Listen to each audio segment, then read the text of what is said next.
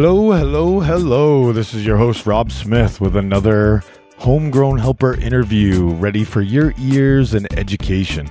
So what we're all about here is helping you take the next steps in your grow to help you achieve success in your cannabis garden by, standing on the shoulders of others and learning from their mistakes. And, this project has been a ton of fun of mine, and I really am glad you guys are all enjoying it.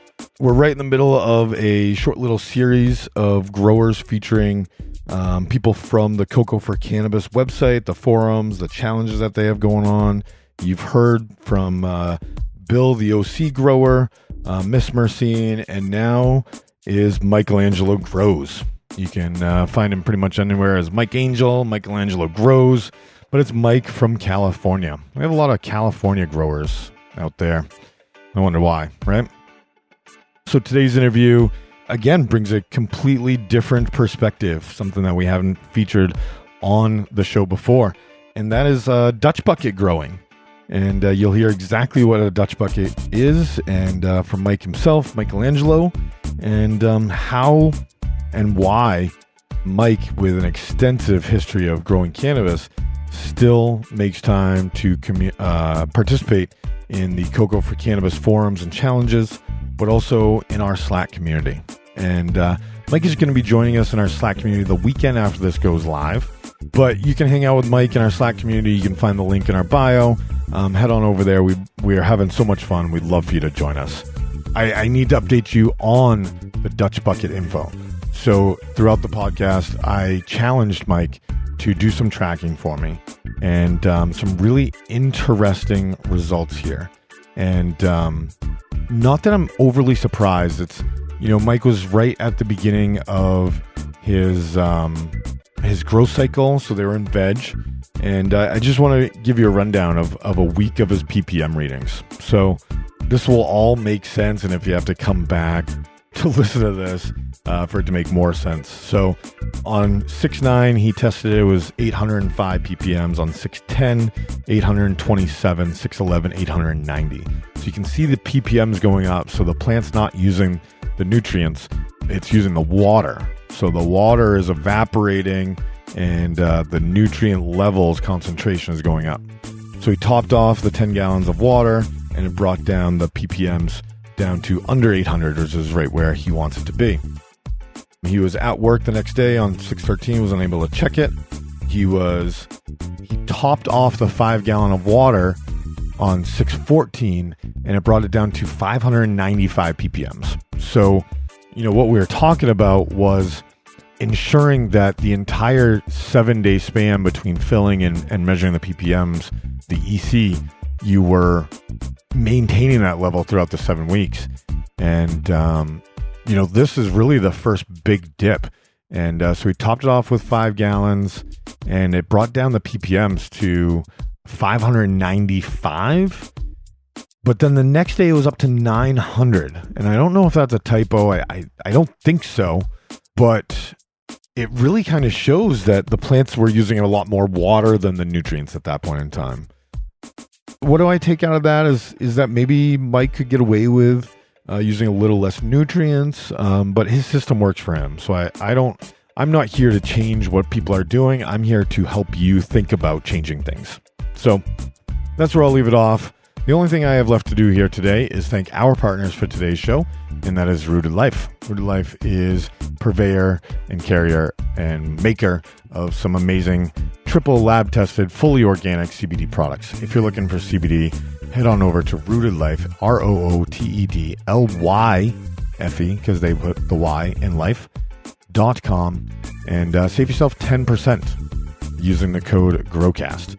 That gets you 10% on the face mask, the tinctures, the salves, the body lotions, the pain sticks, all of the above. I also have to give a shout out to our friends Cannaplanners. They made the new growcastpodcast.com website. They've done the Rooted Life website. They've done work for Atlas Plant Trainer. Check those out. If you're in the market for a website, if you're in the market for expanding your reach and having it professionally and well done, cannaplanners.com, just like it sounds. And tell them Growcast sent you. Now let's get into this amazing interview with Michaelangelo Grows.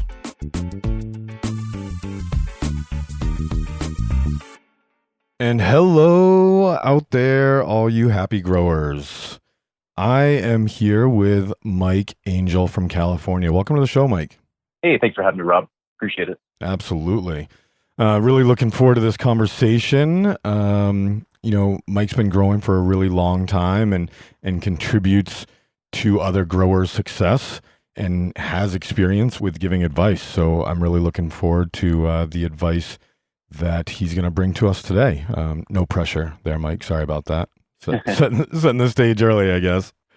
So, Mike, why don't you start us off? Just tell us a little bit about yourself and your personal history with cannabis and how long you've been growing and your relationship with the plant. You bet. Yeah, so I'm Michaelangelo Grows on just about everything cannabis. You can usually find me on the Cocoa for Cannabis website, chat room. Trying to do my best to answer grow questions on there. Sometimes you might see me as Mike Angel on YouTube. I usually participate in the live chats in several of the different podcast platforms that go live on YouTube. If you haven't checked out the live features, you should definitely look into interacting in one way or another to get some grow advice. A lot of the people who participate in those kind of things, they're generally well versed in cannabis, or at least have a drive to learn, which I think is the most important thing. But personally, I've been growing for a long time. I think we're at 15 years plus now, and I got introduced to cannabis when I was in college. Actually, I fell in love with the euphoric effect and its medicinal properties. Man, I was able to get some of the best sleep ever after just having a couple of bong rips or joints, and immediately I realized that there was potential here for the replacement of pharmaceuticals that was on. I was having some really bad insomnia and was put on like a mild antidepressant, and I would always end up having some kind of hangover from the pharmaceutical. And I was like, wow, it's great. I'm getting this sleep, but there's no point in going to work the next day if I'm not going to be safe. And, I'm a blue collar worker, and a lot of my grow and my cannabis use has really been restrained by having to avoid the workplace, drug testing, and a lot of the stigma too. I know now, especially people who are just coming into the cannabis game, are kind of coming into like a different world. And you have to understand that, when I was growing 15 years ago, it was very much illegal. I mean, we had like the medical marijuana thing here in California, SB 420 and Prop 215. Maybe it's the other way around. But nobody, from what I understand, nobody was allowed to use the medical defense if they ended up going to court, because there was no, because they would say, oh no, cannabis is illegal federally. You can't use that in the court of law. And so it really created this really big and ambiguous bubble. It's like, well, am I okay? Can I grow 6 plants, 12 plants, 99 plants and still keep it a local issue? It was very stressful. And then to mix that in with that, I'm trying to, I have myself a solid education, and now I'm going into the professional world, and oh my God, I'm using cannabis medicinally. Do I share that with my employer? All these crazy avenues that, I had to go through, almost like, pioneer firsthand. No one was giving me advice. And so there were a lot of breaks in my 15 years of growing, but every time I got back into it, I always did something different. So I've grown in, soil. I've grown cocoa, hydroton, a ton of those rock wool cubes, diatomite, use paper, yarn. There are a ton of different mediums that I've been through, a ton of the hydroponics, the ebb and flow. And so with all of these things, I try to figure out, like, wow, I'm either producing really good cannabis at one point or I'm not, and what's going on. And so I really had this really steep learning curve, and I found support online through a couple of different forums back in the days of like dial-up internet. Yeah, so those were really cool days where I think I had like 1 megapixel camera that I would shoot pictures with in my parents' closet. I had like this 2x1, but I was able to fit in a 250 HPS and make that work. But times have really changed, and back then what I learned was that you don't really grow on your own. You can. Even the materials that were out there, I think there's like a couple of there's Ed Rosenthal was out there publishing, but even he was getting locked up every now and again. So it was hard. Information was hard to come by. So you had to find people who had been there before you. And there was an old website called hempcultivation.com. I was on there, and I learned the value of collaboration. It was always, there was a little bit back then of, cocoa's where it's at. Like, no, soil's even better. And, it was all bottle nutrients back then. I don't think anybody was ever really talking about growing, quote unquote, organically or the water only method. That's all brand new to me now. I hear podcast after podcast of people talking about the soil method of no-till and good bugs, bad bugs. And I'm over here scratching myself because of my first grow. I got a tremendous spider mite infestation. And then the gnats came and God, so a lot of the methods that I use now to grow have to do with, hey, I never want to deal with overwatering. Hey, I never want to deal with fungal gnats anymore. And back then, we didn't have a whole lot of options. Now we've got the amazing Dr. Science, which is absolutely amazing. Everybody should have that in their arsenal, by the way. But back then, it was neem, or we used to use SN90 to control the spider mites, which I don't think is on the label, but I think everybody knew that for some reason. And maybe that's why it's not around anymore. But these guerrilla techniques to manage your grow. And then, I would go to like the hydroponic store. I got all of this. And then they give you essentially this inoculant to put into your reservoir, your soil, and it worked. But today I look back like, wow, I actually smoked that. What are the chances of that chemical, being systemic in the plant? All these things have evolved so much from the early days to now. And I'm trying to, whenever someone asks a question online, I try to think of myself back then in these pioneering days. That's what I like to call them. And try to put myself in the new grower's shoes and be like, hey, there's a lot that you can go ahead and learn, but you're going to have to look at the great picture yet. You're going to need to discover what you don't know. And, generally, I don't like to say that one method is better than the other, because even though I've tried a lot of methods, the method that I use works for me. And I think that's what's important. I don't have a weight goal that I ever try to reach. I don't have a particular medication need that I have, because I have a great stock from just growing good cannabis and a lot of it using solid techniques. They, have good storing techniques. So I can freely maybe use some lesser known or not as well pioneered techniques and be okay with the lower yield, to have that evidence to kind of suggest, hey, you know what, look, check out this journal that I did. I did X, Y, and Z in hopes of getting this particular result. One of the most recent ones I did is I had two plants relatively the same phenotype, and I defoliated one and I let the other one go full bush.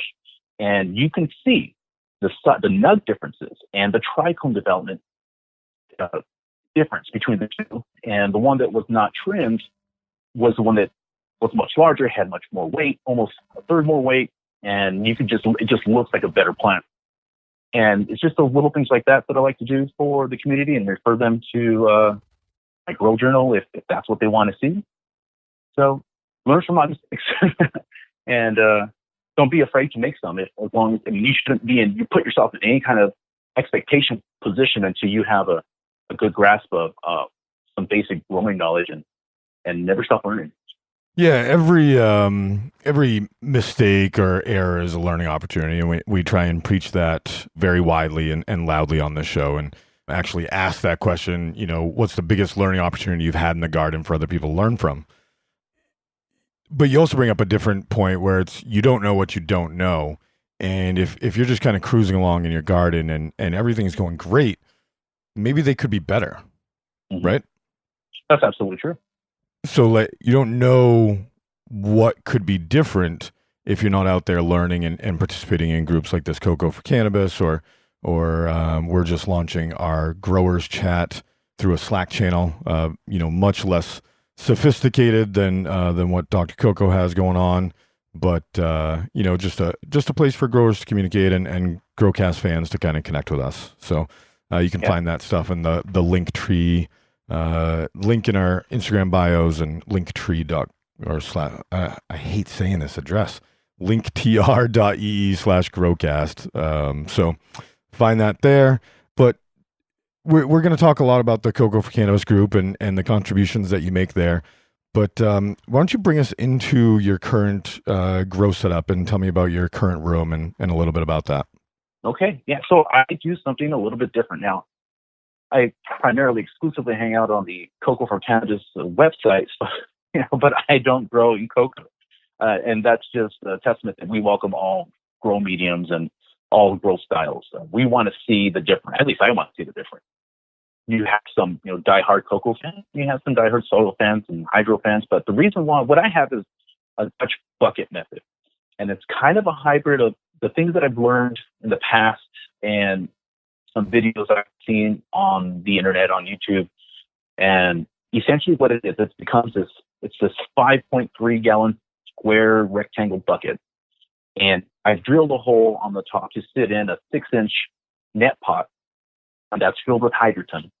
And my seeds are started in rock wool, and then they sprout and they've got their first true leaf. They sit in this hydroton pebble, which is an expanded clay, and then it gets one of these blue halos that connects to a 1/2-inch plastic tubing that you use for your drip irrigation, or they also make it specifically for hydroponics. I think it's Hydro Farm who puts that out.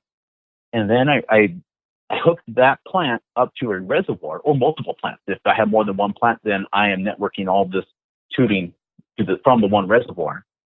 And I just let that pump run 24 hours a day, 7 days a week. The fluid drains out of the Dutch bucket and goes right back into the reservoir, gets re-oxygenated, and sent right back up to the bucket, top fed. So the reason why I decided on this particular method is when I was growing originally, I had the issue of getting each of my plants to water on time. Like I said, I work as a professional. My hours change. I'm not always home during the light cycle or the dark cycle in particular. I could be pulling overtime. My days are not always well defined. So I needed a method that could go ahead and eliminate the watering altogether. And I figured, well, I've grown aeroponically. They kind of just spray the mist everywhere. And then I saw people doing some things with DWC. And I was like, wow, let me put some things together and think about this. And sure enough, I decided we can go ahead and just water the entire time. Well, when I first tried it, I asked a bunch of people, hey, if I just water it all the time, would we be okay? Would the plants survive? And the consensus was, yeah, look at the DWC, look what they're doing. So that eliminated my watering issue. The second thing was, I used to always hate on the forums when they would say, oh, you're overwatering. And if you follow what, Dr. Coco's been preaching regarding the air to water ratio, once you can manage that at an appropriate level, there's no such thing as overwatering. Overwatering is really drowning your plant. So if you go back to the idea that I have this 5.3 gallon bucket and 6 inches of hydroton, that spans between the top 6 inches and the rest of the bottom of the bucket is empty. So at the very bottom, there's maybe like an inch of water that some of the roots can go ahead and sit in. I guess if there was like some kind of heat wave and we had some huge transpiration issues, fine, we'll have this extra reservoir to collect some of these nutrients.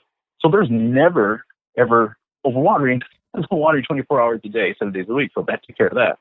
The other thing is that with a hydroponic reservoir and not having that soil, I could essentially eliminate fungal gnats altogether by not providing that soil. Now, I've read people coming up with fungal gnats inside their hydroponic medium. I don't know what they're doing. I generally keep a really clean grow room. I use beneficials, and that's kind of a new territory. There's, most people are like, oh, beneficials are for soil. And it's like, well, once the soil packs up that rock wool, it's a solid mass. So you can definitely get some microbiology activity in there.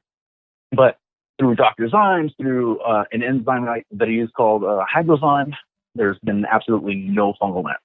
So now I've gotten rid of my overwatering issue. I've gotten rid of needing to be there all the time to water.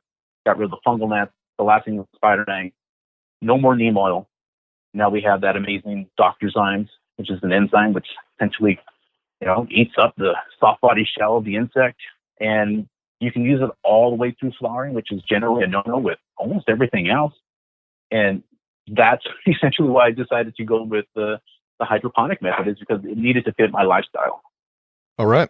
So I have lots of questions about the Dutch bucket grow, but we got into that, but there's more to your grow room than just the Dutch bucket. Can you tell us about the lighting that you're using? I don't think we even talked about the kind of nutrients that you're using in your plants, are you? Yeah, you're absolutely right. So I grow in an accessory building that's on my property. I live in rural California, so I have some land. And what I ended up doing is I built out my grow room. I ran 2x4s and 2x6s. I sectioned off it ended up becoming a 5.8 by 5.8 grow area. I generally try to focus on growing on the 5.5 side and then leaving that extra area for me to move around and, putting some of the equipment in and whatnot. I insulated the whole thing, but instead of putting up walls, I used Panda film, which is a black and white material, black on one side, white on one side. And it actually, has some of the higher end reflective properties. I think I read a few side-by-side comparisons, and I think it outperformed Mylar, especially with the fact that I think Mylar needs to be absolutely smooth to be the most effective, and Panda film doesn't necessarily have that hindrance. It's pretty much just brilliant white. And so I've all walls insulated. I run my own electricity. Now that's a skill set that I have that not everybody may possess. Hiring an electrician is probably your best bet. In fact, it is. Even if it's not. We're absolutely going to encourage you to hire an electrician if you're not trained for that. Yeah. That's not something we want to be responsible for. If you don't know what you're doing with electricity, don't do it. Simple as that. But this also goes to show that every walk of life can contribute their skill set to cannabis growing and what they know. And I guess that's just beneficial for everybody. I guess there seems to be like a stigma of what the typical grower or stoner is like. And I just want to make everybody aware that, there's doctors and lawyers who smoke cannabis. There's electricians, there's plumbers, everybody does. And so that's the thing needs to go away. But totally. And I'm gonna interrupt you here, just go off on a tangent about the skills to get in the cannabis industry, because we get asked all the time, how can I get in the cannabis industry? How can I get in the cannabis industry? And we've got some interviews coming up to help people with that on Growcast. But what I tell people all the time is you need to, there's space for everybody in the cannabis industry. We're not unlike any industry. So if you have skills, what are they? And then let's figure out how to match those up with something that cannabis needs, because the cannabis industry needs everything that the beer industry or the wine industry or the soda industry. We're just like any other industry at this point in time. So if you got skills, some company out there, if you got true skills, and it's not, I can answer the phone like a boss. If you got true skills, there's a spot for you in the cannabis industry. So let's get back into Mike's grow room. Yeah. Good stuff. So what kind of lighting, and give us a few more details, and then we'll get into the grow challenges. My current light is a Next Light Mega 650, and my light selection was based off of Dr. Photon's suggestion as quite possibly the greatest grow light at the time of the publication or the article that he wrote. Which is, I think, in my opinion, the technology is a little antiquated, but it still, that's what I have in the room right now. It covers the 5x5, maybe even a little bit more. It's quite a beast. The light distribution on that was the best at the time. I also have a HLG 600 R-Spec, I think it's B2 R-Spec 600, and I ended up getting that light with the Next Light because I wanted to see the differences, because the Next Light Mega doesn't have those far red dials like the HLG has, and so part of my switching out lamps and such is we're going to be using that in the near future. There's a ton of lights coming on the market. I can't wait to use half of them. I want to see what else we can do. I'm so excited about the LED technology. And so that's the light. I have a forced intake and exhaust. I use a swamp cooler to hydrate my room in the summer. I also have a commercial humidifier. They're hooked up to their own independent controllers. And I have a room fan vacuum that I have installed. It's essentially it's like a $75 fan that you can get at Home Depot. And if I should have a critical failure, like let's say I have a flood and that's going to cause the humidity to hit 70, 80, 90, and I'm not around for a while, this thing's going to evacuate all the humidity until the controller senses that everything is back into the proper range. I also have everything set up on Wi-Fi controllers. So no matter where I am, I can go ahead and go into my iPhone and use an app to go ahead and turn on and every single mechanism. If it uses electricity, I have control of it with a phone, which I think is super critical for everybody. What controller are you using? It's a MiROS 15 amp Wi-Fi plug. MiROS? Yeah, okay. A MiROS, MEROSS. Well, that's the electricity controller.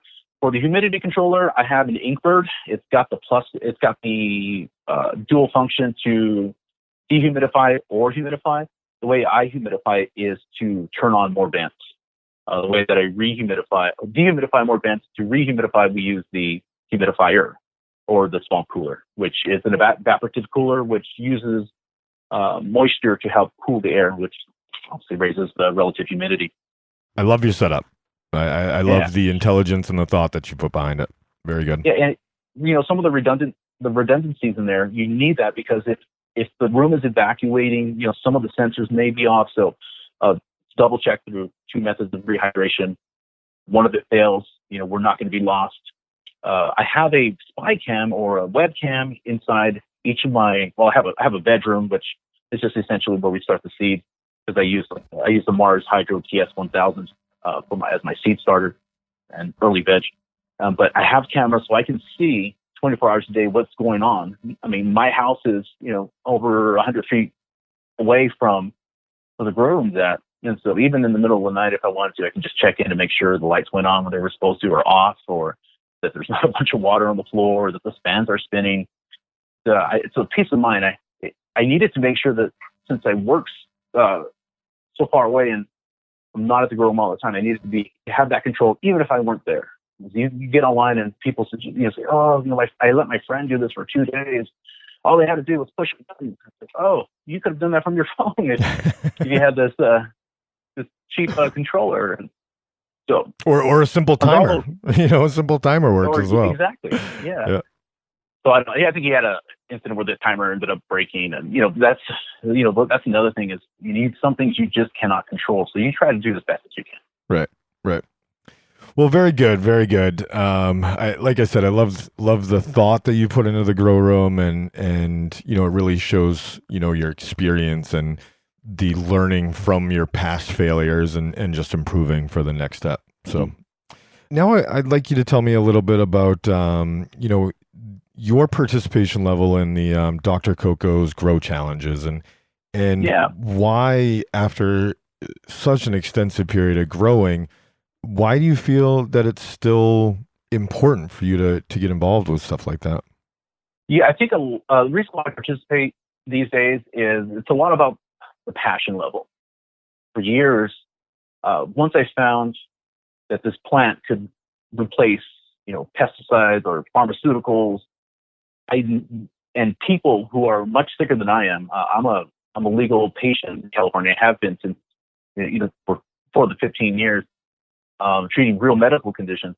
There's other people out there who have way worse conditions than I have, and for them to not have access to this medicine really bothered me, especially after my personal experience. And it was such a small personal experience, but it impacted me so much that I've always wanted to give back to anybody who wanted to go ahead and do this for themselves.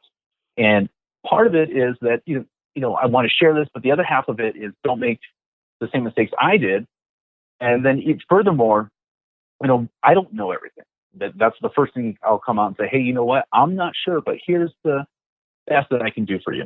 Or refer them to someone who definitely has a better answer than I do. I'm not the best with pests because where I live, I'm fortunate to not have a lot of the pests near that a lot of more areas that are suited for agriculture have. But I have a good number of contacts or YouTube personalities that they can go ahead and probably find a good answer to. So Dr. Coco, he essentially made a website to teach you from bottom up how to grow cannabis, and actually as fast as probably possible.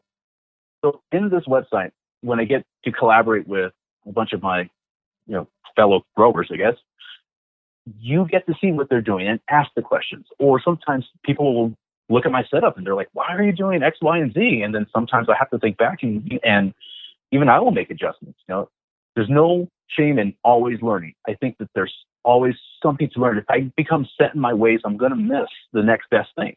I probably won't grow in this Dutch bucket method forever. I'll probably go back to cocoa, or maybe I'll try some of the no-tip soil. Who knows? But I think it's always important to be involved with the latest studies that are coming out. I think you need to be aware of the latest technologies that are coming out, or solutions to problems that people have been having. Those are really important, because some of these solutions, or some of the problems that every grower is going to have, can be solved in different methods.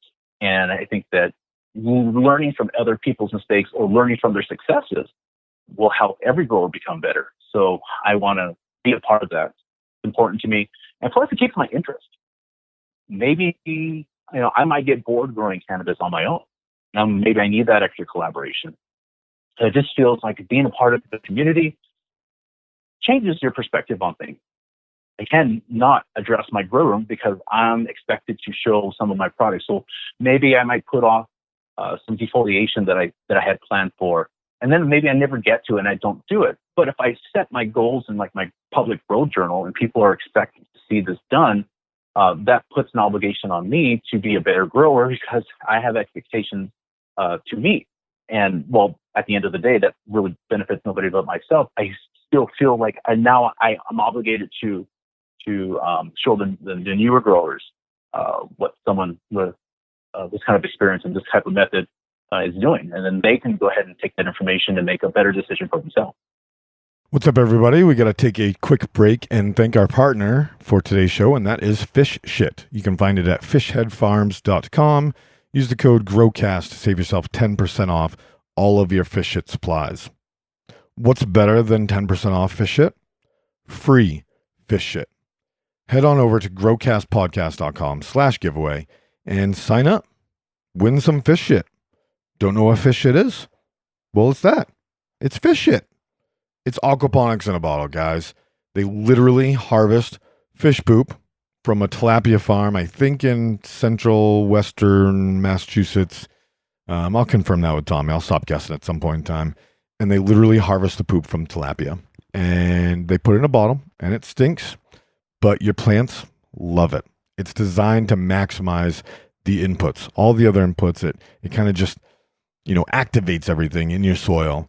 And a lot of people say that salt water or fresh from the seawater and kelp does the same thing. So just think about that and what you're using and how you're using it in your plants. So fishheadfarms.com, GrowCast to save yourself 10% off. growcastpodcast.com/giveaway to win some. Now let's get back into this great interview with Mike Angel.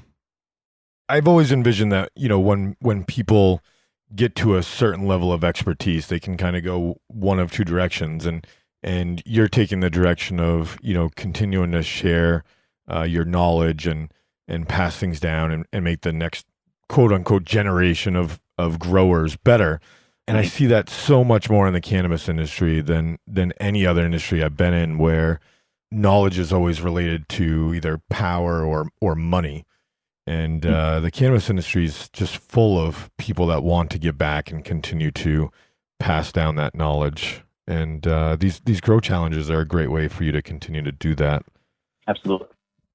Now, what about the general chat room over at Cocoa for Cannabis? And you seem very active there. How, you give lots of advice, and it sounds like you know what you're talking about. But first of all, how do you advise people to come into the chat or any chat and looking for advice? What are some of the steps that they should be taking before, just throwing a question out there in a chat room? Yeah, standing on the shoulders of giants, right? This is something that Dr. Coco's really try to find a solution to. And I haven't seen this on a lot of forums or a lot of chat rooms, but in the Cocoa for Cannabis chat room, every member has a grow badge, and it defines the level of expertise that this grower has demonstrated.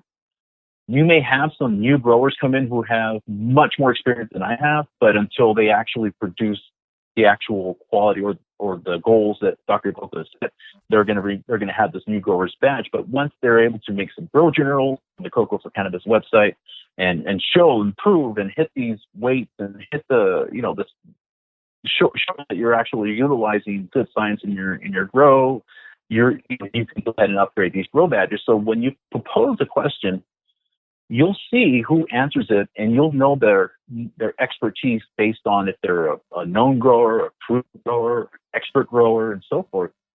And that is kind of a reason why I suggest, if you have a cannabis question, even if it's not in cocoa, go to the Cocoa for Cannabis website, because you have people who are going to be providing you information. You have some kind of quality control check.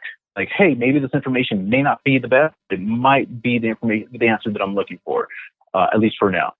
And you can go ahead and do your own due diligence based on that answer. In fact, you need to, because, all we have are usually, hopefully, a picture of the problem. And then if you go to some other websites that don't have this verification, you could provide the smallest amount of information, and boom, they're going to give you an answer.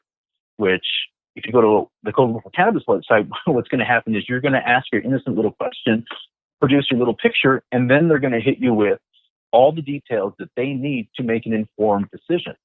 And even then, once we get your grow room stats, your strain, your lights, your relative humidity, your VPD, your feed chart, who knows, depending on what you're asking, even then, the advice may only be a suggestion. You're not going to get that, boom, this is what it is, Unless Dr. Coco's in the chat room, he's pretty spot on with catching all of the, especially these deficiencies or the issues that people are trying to solve.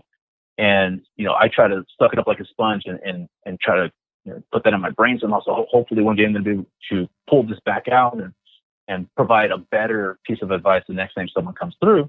And I can say, hey, last time Dr. Coco was in, he suggested this, instead of me taking it upon myself saying, hey, this is what you need to do because this is what is best.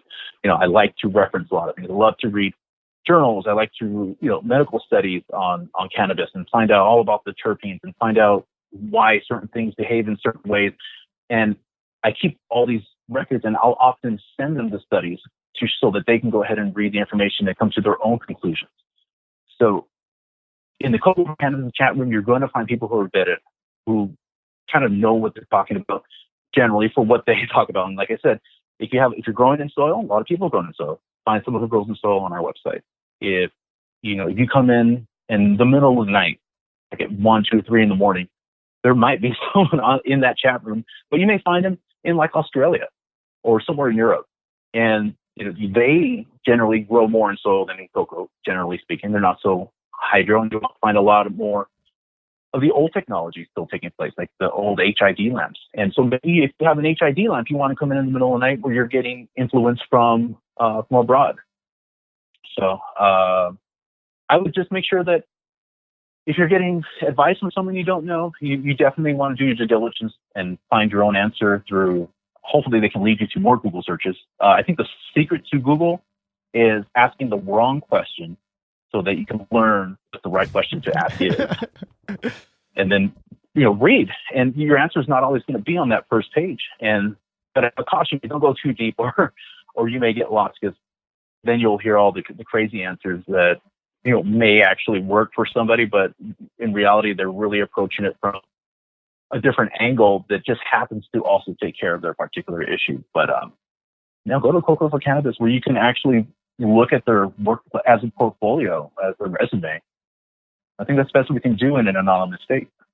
So, I'm envisioning the grow chat over at Cocoa for Cannabis. And if you haven't checked it out, please, Dr. Coco is a friend of the show and everything we do here. And we love the collaborations. And go check out cocoforcannabis.com. There's a chat room feature. And one thing that is really beneficial to that type of setup, and correct me if I'm wrong here, Mike, is that if you get advice from somebody, say I'm a brand new grower, and I hop in there and I'm like, oh, I bought, what kind of soil should I buy? And you get 3 people that tell you, different types of soil. You have the ability to go check out their journals or go check out pictures of their grow, hopefully, and be able to judge for yourself that, hey, this is kind of a grower that I wanted to follow along with. Does that line up with how things are over there? you can definitely do that. One of the things that I'll even go a little bit further to say is there's a lot of personalities out there, and they come through the grow room too. And you may jive with somebody a little bit more. Maybe you have, maybe somehow you relate to them a little bit better than some of the other growers.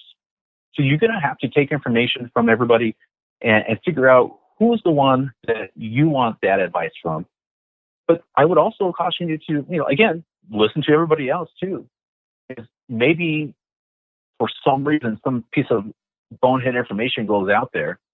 Someone else might just show up and say, hey, you know what? That might be true. I want you to check out this article on Cocoa for Cannabis about, frequent fertigation and read what it has to say and the science behind it. And you can kind of see that we really want you to do things for a reason. Or if you see something, if you're confused about a particular product, you're not going to find the best soil health on the Cocoa for Cannabis website because it's cocoa forward. Right. But you can see the differences of why you're going to want to not treat cocoa as soil. And then maybe you can make the decision that, hey, you know what? I was so gung-ho on making that soil purchase. I think I'm going to go for the cocoa aspect because cocoa is going to fit my goals. And I think you need to be able to define what your goals are going to be for growing in soil. Maybe you can do that whole soil, no-till, organic approach because you're very cautious about the earth, that you don't want to impact, make that carbon footprint bigger. You've heard things about salt being bad. And if that's your approach, hey, that's going to be for you. But you're going to find other people who have different opinions. Just the fact that we're going indoors, well, at least a lot of us are. There's some outdoor growth. The fact that we're going outdoors, it kind of already suggests that you're going to be making more of an impact on the earth by doing that. And that's a decision that you need to make for yourself. If you're gung-ho, I need to do soil, but discover that it's just not going to work for you indoors. Do you even grow indoors? To change your view on what organic is and grow in an efficient way. So then that way maybe you're producing cannabis in 8 to 12 weeks and boom, you're done. That's a super small impact you just made. You learn things like that. Very good. Very good. So I want to, kind of shift gears and get into, back to, I guess, more info about this Dutch bucket grow, because this is the first time we've ever talked to anybody that grows in that particular style. So I think our audience could really benefit from hearing more about this Dutch bucket. And I have a specific question to get this ball rolling again. Is you said that sometimes there's like an inch of nutrients that sits in the bottom of your 5-gallon bucket. Was that correct? There is, yes. Okay. So how much and how do you decide how much nutrients and watering to do? And what type of replacement, like how do you replace that? Is that all automated, or do you go in daily and you're like, oh, I need some more nutrients and turn on the pump and freshen that up? Yeah, very good. Okay. So first and foremost, I use the complete line of the General Hydroponics Flora Series 3-part at the moment. I also have used the Flora Nova, which is a 2-part, but all the adjuncts, I use them all. I also, through the first, I would say up until like the 3rd or 4th week of flower, I'm hitting it with microbes. And I do not have a product that I favor as of yet. I'm running through a lot of different ones, but I believe in the benefits of having a good synergistic relationship with my plants and the microbes. My plants seem to always be healthier and bigger and more vigorous and greener when I apply that. And I want to learn more about the science behind that and kind of fine tune that. But I do add that into my reservoir. I do have a reservoir chiller for I have a 20-gallon reservoir, by the way, and I do have a chiller that I try not to use. I think that if I can regulate the grow room, I should be able to regulate the room where the reservoir sits, so they are separate from each other, only by a couple of inches. I use hydrozyme inside of that reservoir, and I use a little bit of yucca. Yucca is really important when you're fertigating through the hydroponic reservoir, because it's going to make that water pass through those really tiny pinholes a whole lot better. And then sometimes with some of the products, they're a little chunky, so you're subject to a little bit of clogging every once in a while on those halos. So, but that's part of the maintenance that I'm willing to do. Not willing to do, but if I'm going to commit myself to this grow, I know that I'm going to have this hour or two per week checking, make sure nozzles are not clogged. I go in just about every day when I'm available, and I make sure that the reservoir is pH'd properly, because there's no point in fertigating 24 hours a day if your pH range is out of order. And generally speaking, my pH climbs, so I got to go as close to 5.5 pH, and then just let it rise so that I can hit all those micronutrients until I get to an upper range that's uncomfortable for me. Then I just pop in a few more pumps of the pH down and recheck in about an hour, and then I'm good to go. I do top off with plain water. I'm on a mountain aquifer, which only has 110 ppm. So what I use is a general hydroponic calculator, and I plug in my ppm into the calculator and the products that I want to use and the length of time that I plan to give my plants time to grow, and it formulates to the milliliter exactly how much nutrient I need to use. And so what I do is I go ahead and I go full dose. Now, there's a lot of opinions out there that, there's two sides to it. There's one opinion that, hey, these nutrient companies they want to push their product. They're trying to give you the most amount of nutrients you use so that you can buy more product. And then there's the other aspect of, we want to make sense. We don't know what the plant actually wants. You want to kind of give it access to everything that it could possibly need. When using the Dutch buckets and having a 20-gallon reservoir, my plan is to change that reservoir every Sunday, every 7 days. And sometimes that may mean that for bigger plants and or on hotter days, I'm having higher transpirations, that my reservoir is going to go ahead and fall. But if I top it up midweek and I've already hit the plant with the highest EC that's allowable by my nutrient calculator, I know that my reservoir still has plenty of nutrients, plenty of electroconductivity to go ahead and sustain them until it's time to clean out that reservoir and refill it again. So I think that's what we're doing for the Dutch bucket. Yeah. So I'm sorry if I missed it, Mike, but how do you decide how much nutrients you start with in each bucket? And, is it a liter? And then as that plant uses that up, how do you replace? I get that you have a reservoir, but how do you know the level to keep it at in that, the nutrient level to keep it at? Okay.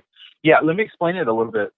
I should send a picture or upload a picture to my Instagram so you can take a look at the Dutch bucket setup. So what I'd like to do is send people over to your Instagram. That's Michaelangelo Grows. But then I'd also like to have you send me some pictures, and we'll post it with the show notes and also on our Instagram as well. All right. Yeah. So yeah, let's do it. So so the bucket, it starts completely empty. Okay. So now you can just imagine, okay, now we put in our plant, and that's sitting in a net pot, and then, it's got the halo attached. We have a pump inside our reservoir, and that pump has a line connecting to the halo. So when the water's running, the water falls through the bucket and it cascades off the roots. It lands at the bottom of the bucket. And then based on where I have the outlet pipe drilled, it's about a half inch to a full inch above the bottom of the bucket. Once that water or the nutrients raise to that pipe level, it's going right back out into a drainage system into the reservoir. Oh, so that water is 24 hours a day, constantly churning back and forth, back and forth, back and forth. Gotcha. And if I were to have a failure and I have to remotely stop the pump, I know that each bucket has its own little reserve. Now, it better not break early on in the grow, because it's going to take at least a couple of weeks for those roots to get to the very bottom. Right. But in a bigger grow, or rather, when the plants are much bigger and we have a failure, that's an absolute fail-safe. Now, I haven't played with turning the water on and turning the water off. However, I did read in another Dutch bucket setup that feeding for about 10 to 15 minutes, 4 to 6 times a day, somewhere around there is ideal. But I did find another gardener who grew tomatoes running his Dutch buckets 24 hours a day and had absolute great success, just as much success as turning the pump on and off. So I figured, why even bother? We'll just let it run 24/7, and if the plant lives, and we're great, and things are actually fantastic. So we don't start with anything. It's just the water is constantly moving. Gotcha. So what I envisioned in my head when you had said earlier that it was recirculating is that, each plant had its own recirculating system and the reservoir just supplemented that. But that makes sense more now because if it's going through, how many buckets do you grow with in your room? Ideally, I would like to have 4. Okay. Sometimes I get more males than females if I'm growing from regular seeds. It doesn't happen. So, you have 4 buckets and 4 plants and all that nutrient is dripping down through 4 different plants and then feeding back in the same reservoir. So it makes sense that your pH starts to creep up naturally as it's feeding the plants. Do you monitor your ppms in that reservoir actively? No. Actually, I only monitor the ppm or the EC at the start of the reservoir change. So I'll go ahead and once I clean out, I bleach the reservoir every Sunday and reinstall the nutrients, and then I set it off in the proper range that I have set up in my calculator. Okay. And once I hit that range, I either have to sometimes I have to dilute down to it. I let it run, and by the end of the week, after I if I top off, I'll go ahead and check ppm again just to make sure we're still within range. But on a daily basis, I do not track whether it goes up or it goes down. I don't track runoff. If I start having problems within the plant, I should be able to check my pH and my ppm to see if there's any problems at that point. But generally speaking, no, I'm not. I'm not. About the levels of the nutrient, and half of that is because I know I'm going to be changing it at the end of the week, and I've pushed it as far as 2 weeks with no problem. But I have questions about whether the beneficials are winning or losing the micro battle in there, and so it doesn't take a whole lot for me to clean it and make sure I have a new reservoir. Peace of mind, it's worth it. Mike, I got to be honest with you. My curiosity really piques at how much of that nutrient level your plants are using throughout that week. And I'm wondering if you're up for a just 1 week where you check your ppm levels in your reservoir every day. And, if you start out at 1100 on Sunday and by Saturday you're down to 8, your plants aren't getting the same level of nutrition, on Friday and Saturday. Would you entertain me and we can report back and kind of do either part of the Instagram post or I can do an ad lib and just track your ppms for 1 week in your reservoir and see what happens? Yeah, you bet. Yeah, awesome. Absolutely. Awesome. We can check it daily. Cool. Part of the reasons why I don't, overdo things like that is I have no use for the data. What would I collect it for? But now that you've given a purpose to why I would need to see the ppm levels, you bet. Yeah, I mean, your plants are obviously eating the nutrients. They're, doing a great job growing. So, I'd be curious if after 3 days they got to a point or 4 days, and your plants have never shown, deficiencies. So maybe it's, like you said, a completely useless exercise. But if anything, you could tailor down your nutrients probably once you get the data and by a certain percentage and to save money. And that brings up another thought that I had on your constant running and then cycling the nutrients on 6 times a day or whatever. And the difference to that, I think, is probably the cost of nutrients. But maybe that's an experiment that somebody could do and see, like you test the ppms in your reservoir every day, and then maybe you can tailor down and work from, or tailor up. I don't even know. That's why you're keeping the journal, Mike, and not me. Yeah, and it's this discovery that really keeps me growing. I want to see if I'll be the first to admit that there's probably some waste going on.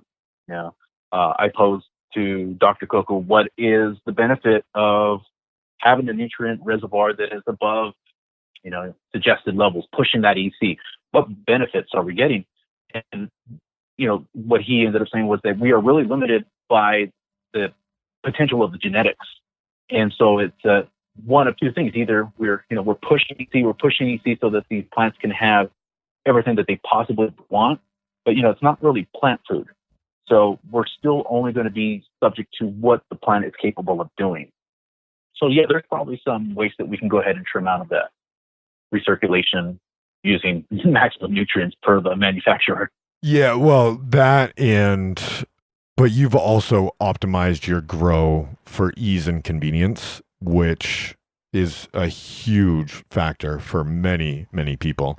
So I certainly don't want to, change your grow style. It's just, my curiosity is what those plants are using and if there's an opportunity to either, freshen up and be better in that sense, or maybe there's no sense in freshening up, like you said, and maybe it can wait 2 weeks. So yeah, stay tuned. We'll see what happens. Awesome. Looking forward to those results.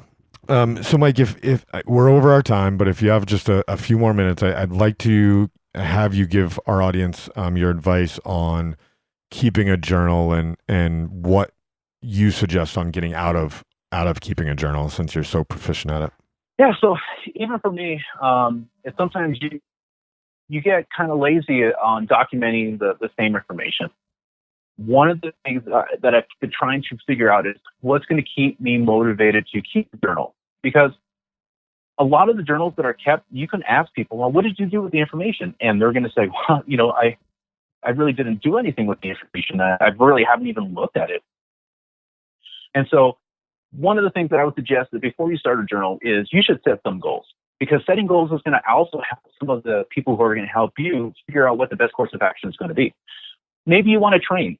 Do you know that you want to do LST? Do you know if you're going to supercrop?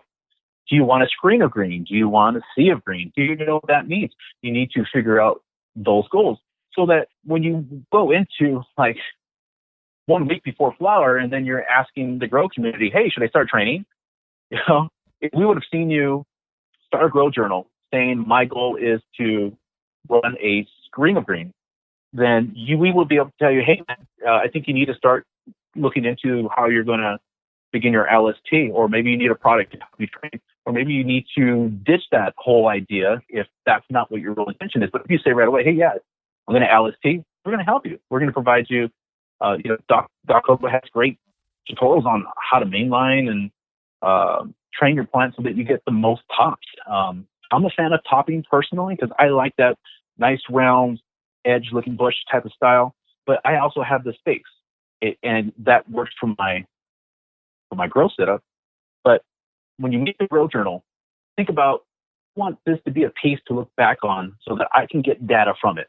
So that also means you probably want to do a similar type of grow moving forward for the next 2 or 3 runs.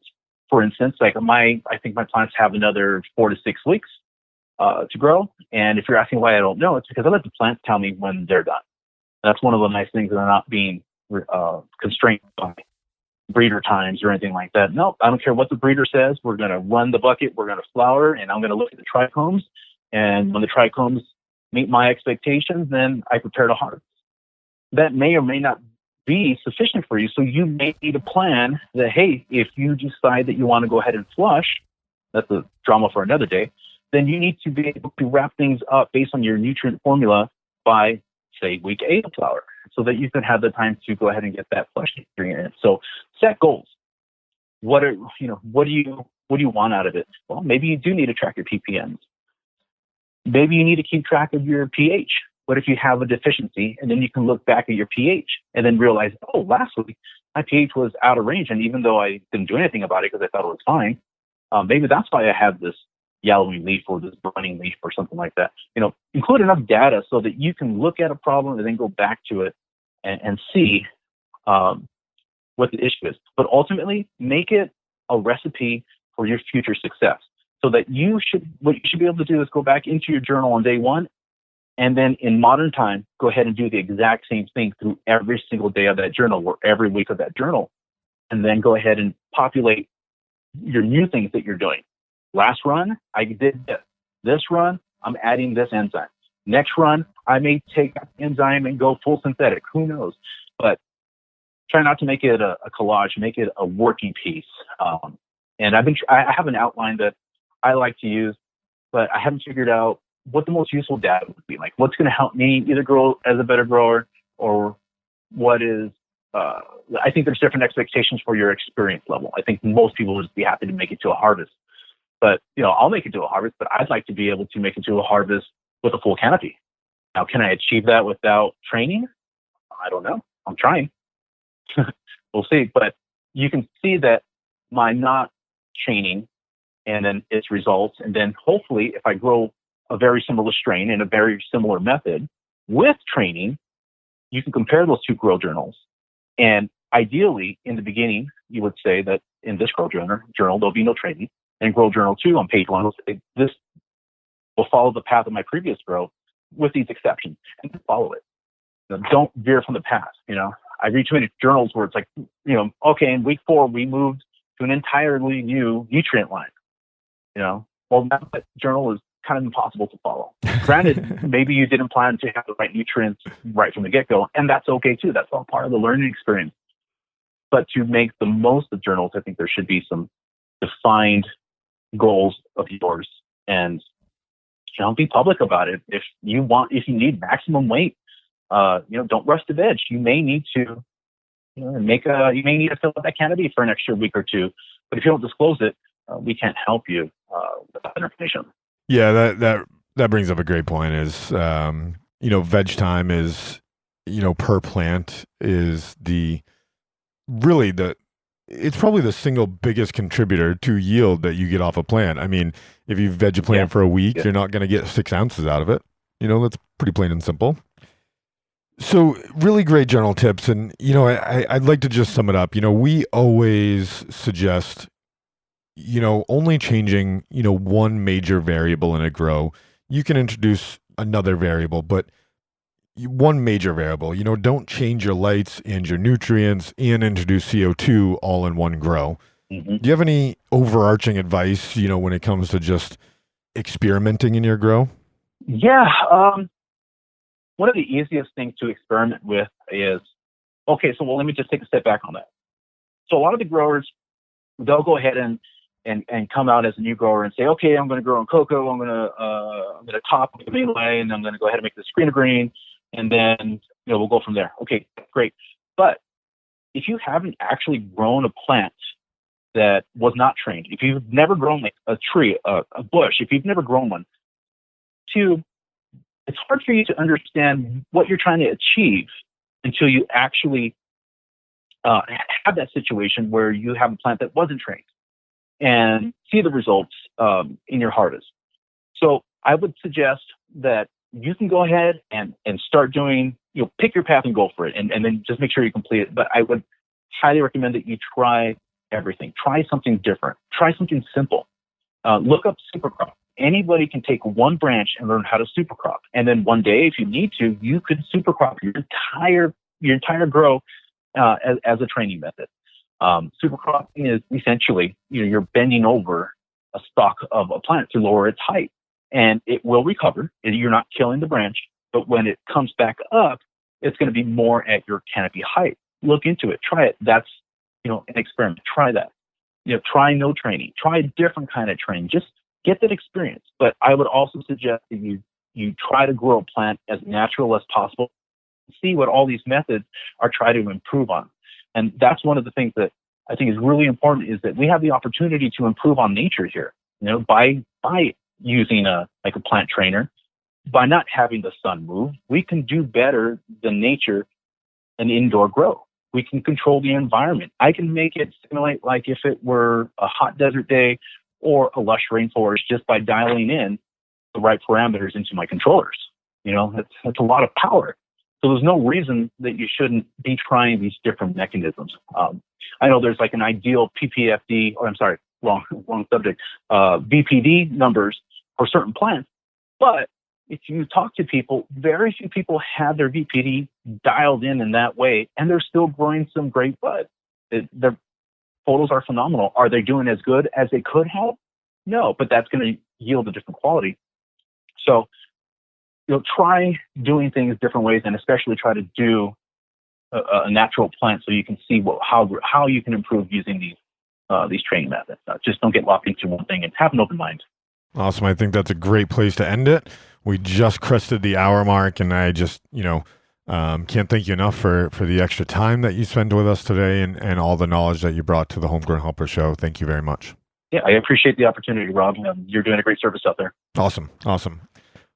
Mike, do you have any last bits of advice? And why don't we wrap up with, again, where people can find you and connect with you if they'd like to follow along with your grow? Right. So again, I'm Michaelangelo Grows on Cocoa for Cannabis. You'll probably catch me in the chat room most of the time, especially in the middle of the night. I'm on Instagram with Michaelangelo Grows. And, hit me up directly. You don't have to be in public chat. A great way to do that is in the Instagram app, and just send me a message. I'll answer every single one. If you're a working professional and you have an education, and smoking cannabis is something that you have to keep in the closet, because if your employer finds out, you can be fired, or you might be subject to like random drug tests.